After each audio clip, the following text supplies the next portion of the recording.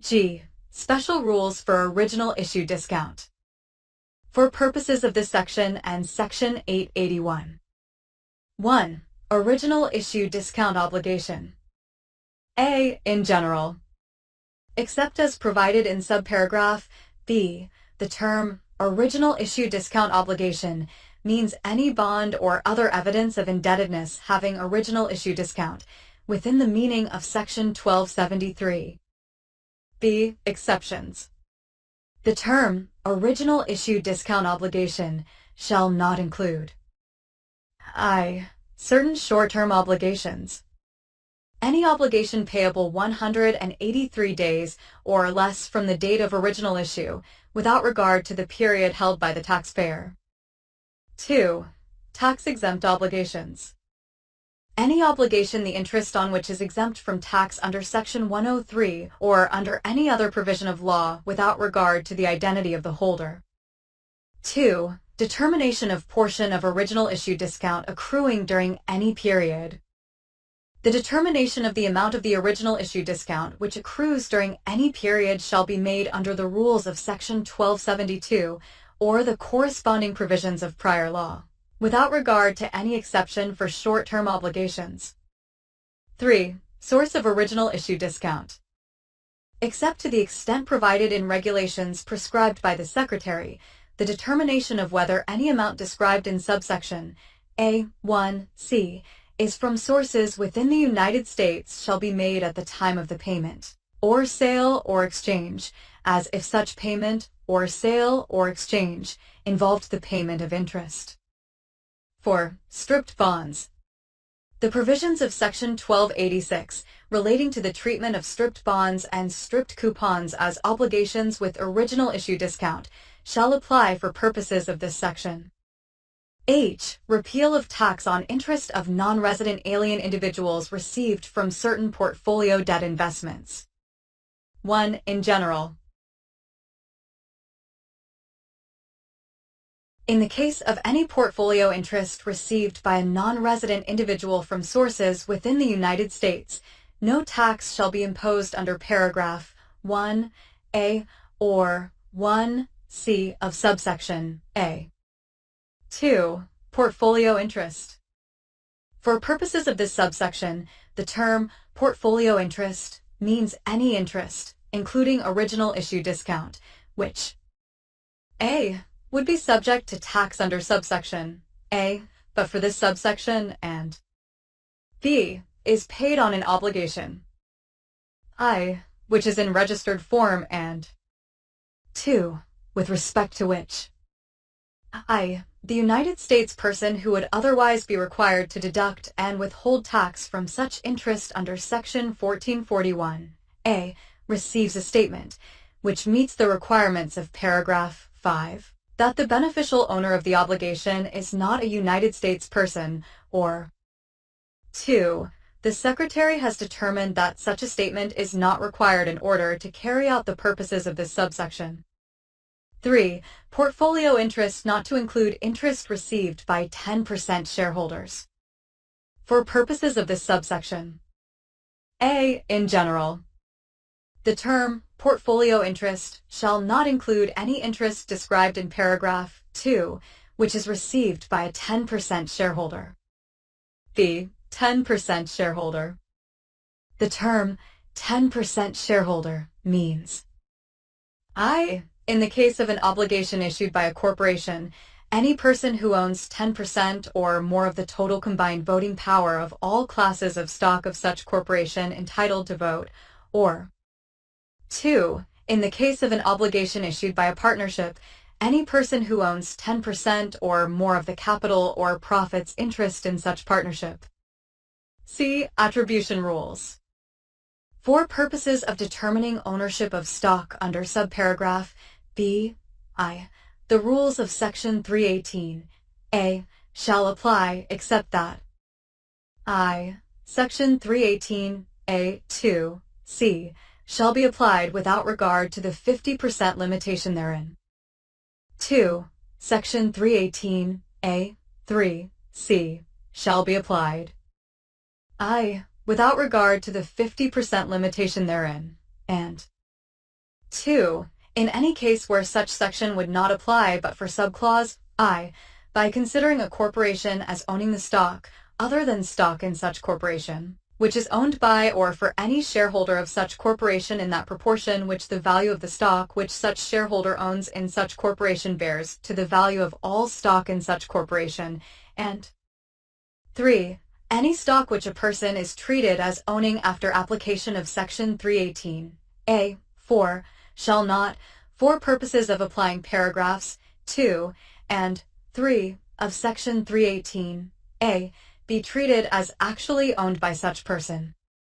Under regulations prescribed by the Secretary, rules similar to the rules of the preceding sentence shall be applied in determining the ownership of the capital or profits interest in a partnership for purposes of subparagraph B2.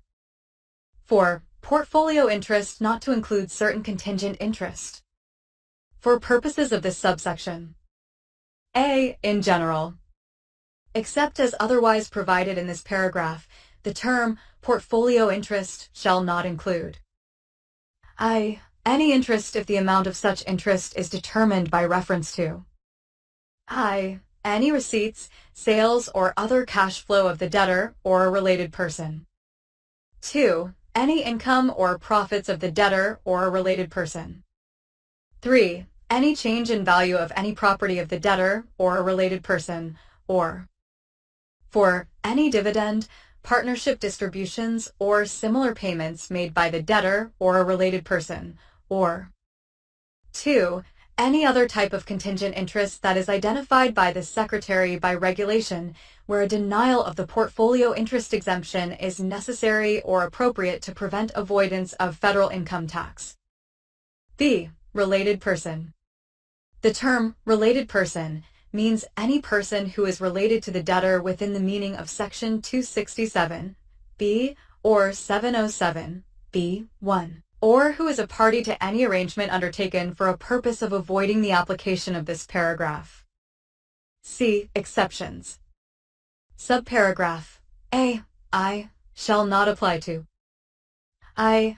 Any amount of interest solely by reason of the fact that the timing of any interest or principal payment is subject to a contingency. 2. Any amount of interest solely by reason of the fact that the interest is paid with respect to non-recourse or limited recourse indebtedness. 3.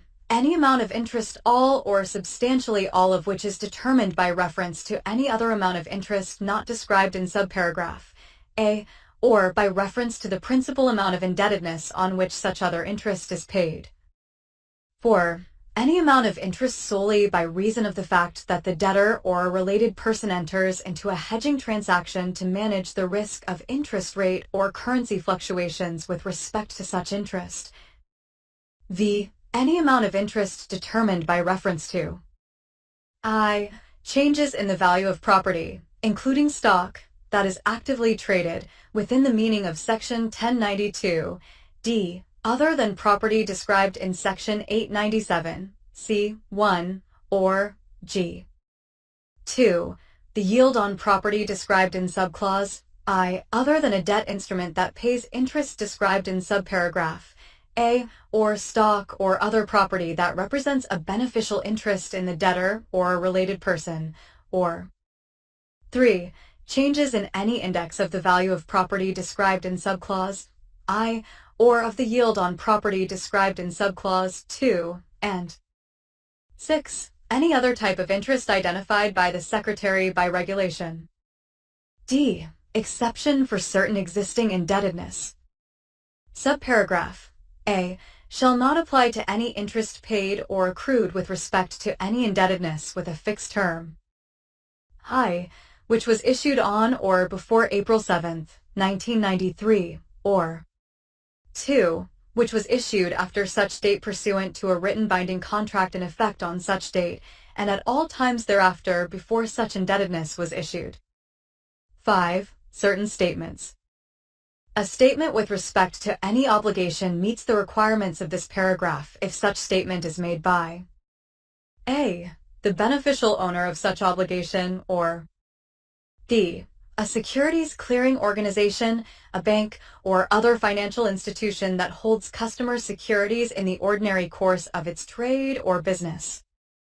The preceding sentence shall not apply to any statement with respect to payment of interest on any obligation by any person if, at least 1 month before such payment, the Secretary has published a determination that any statement from such person, or any class including such person, does not meet the requirements of this paragraph.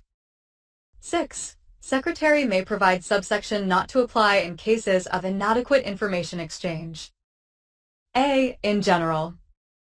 If the Secretary determines that the exchange of information between the United States and a foreign country is inadequate to prevent evasion of the United States income tax by United States persons, the Secretary may provide in writing, and publish a statement, that the provisions of this subsection shall not apply to payments of interest to any person within such foreign country, or payments addressed to, or for the account of, persons within such foreign country, during the period I, beginning on the date specified by the Secretary, and 2, ending on the date that the Secretary determines that the exchange of information between the United States and the foreign country is adequate to prevent the evasion of United States income tax by United States persons.